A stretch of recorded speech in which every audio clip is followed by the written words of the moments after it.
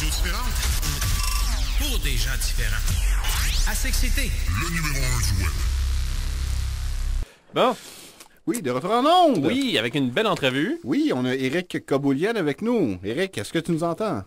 Moi, je vous entends, je sais pas si vous autres, oui. Ben, Ouais, donc, on c'est t'entend. super. Ouais, excellent. Wow. Je rappelle que Éric est un des scénaristes, parce que vous êtes deux, c'est ça? Ouais, on est deux. Qui a écrit la série, la web télé Jampack.tv. Yeah!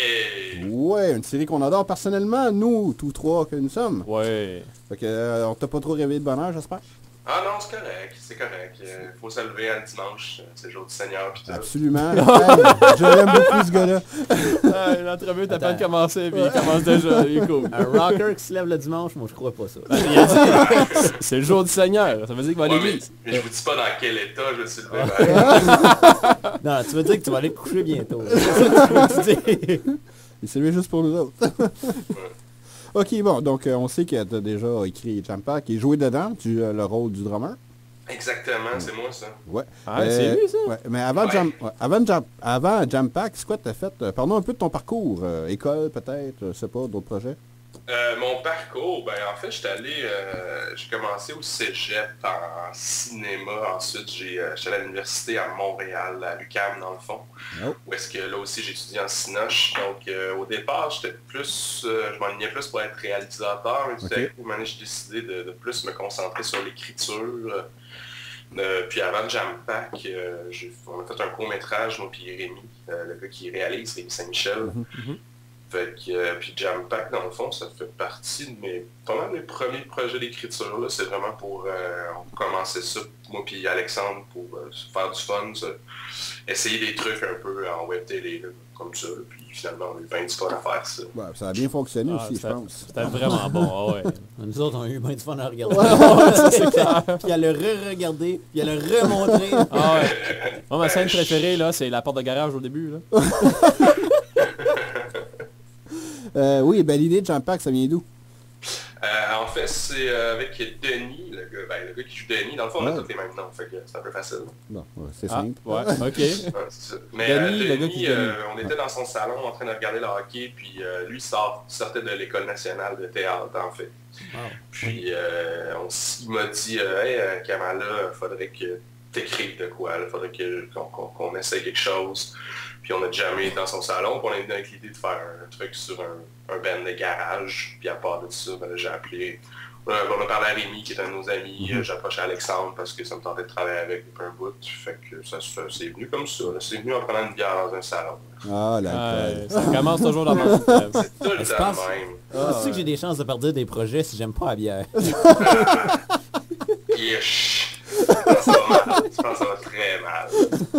Ok, fait que l'idée de Jampack, d'un groupe qui cherche un bassiste, c'est venu en buvant. Ok. Dis de même. Ouais, ça a l'air à ça. En tout cas. Ok, dans l'épisode 6 qui s'appelle Éric Bruno, vous recevez Éric Bruno qui est un comédien assez populaire à la télé, surtout à TVA. Ouais, il est beau en plus. Ouais, il paraît. Comment il a atterri dans la série? Comment vous l'avez approché? Ben, au départ, dans l'épisode 6, on voulait quelqu'un, justement, une personnalité connue du public, parce que c'était ça les gags, que Louis qui parle au début. C'est celui qui a le cancer de la gorge. Pardon, j'ai pas compris. C'est lui qui a le cancer de la gorge. Ouais, exact. C'est ça, avec le gag, c'était que lui jouait un groupe avec quelqu'un de connu. Puis au début, on avait pensé à Marc-André Grondin. Parce que lui, je pense aussi qu'il est drummer dans la vie. Non. Si je ne m'abuse. Possible. T'as bien les drummers, là. Puis finalement, Éric Bruno, Denis le connaissait un peu. Puis on l'a juste envoyé un email. Puis tout de suite, il a trouvé ça bien drôle. Puis ça a été en tête. Donc on l'a accueilli dans notre garage. Et c'était très très agréable. Super, super fun et bien smart. Là. Aussi simple que ça. Oh oui, ça a été quand même assez simple. Okay. Fait que bon, tu réponds à ma prochaine question. Ça s'est bien passé avec lui sur le plateau. Ah, super bien passé. Okay. Il n'a pas fait de crise de vedette ou quoi que ce soit. Zéro, là, un gars ben relax. Qui essayait toujours de me faire décrocher parce que moi, sur le plateau, je pense que c'est celui qui rit le plus. J'ai vraiment de la difficulté à garder mon sérieux. Puis lui prenait un malin plaisir à tout le temps me faire décrocher. Puis il était bon. Fait qu'ils en ont brûlé du tape filmant Ah ça. ouais, je pense qu'on a au moins 72 heures de rush pour cet Wow. épisode-là. Surtout qu'il disait C'est pas ça. grand-chose. là. Ouais, c'est ça. OK, donc, ben, nous autres ici, on écrit, ça nous arrive qu'on a le temps. Ah ouais? Fait qu'on a beaucoup de contraintes de tournage, d'écriture. Y en a-tu beaucoup sur Jam Pack? Je te dirais que sur la saison 1, il n'y en a pas eu beaucoup de contraintes. Souvent, ce qu'on écrivait, enfin, on a commencé à l'écrire, puis on a commencé à le tourner aussi pendant qu'on écrivait. OK. Ce qui fait que, mettons, un épisode va arriver la semaine, puis on le tournait la semaine d'après. Là. Fait que souvent, ce qu'on écrivait, c'est ce qu'on shootait. Là. C'était vraiment... Il n'y avait pas de temps de discussion sur les scénarios, de trucs. Bon, ce qu'on faisait, comme je disais, on shootait. Sur la saison 2, par exemple, on s'est pris plus d'avance. Donc, on l'a envoyé le scénario un peu au réalisateur avant, puis on a jasé beaucoup. Puis on avait essayé des affaires, des trucs que moi, on pensait qu'il allait bien marcher. Finalement, on a réécrit quand même une bonne couple d'épisodes. Puis c'est ça, là, on a plus, il y a plus, ben pas de temps de contraintes, là, mais plus eu de retour sur les scénarios, dans le fond, hein, pour la deuxième saison.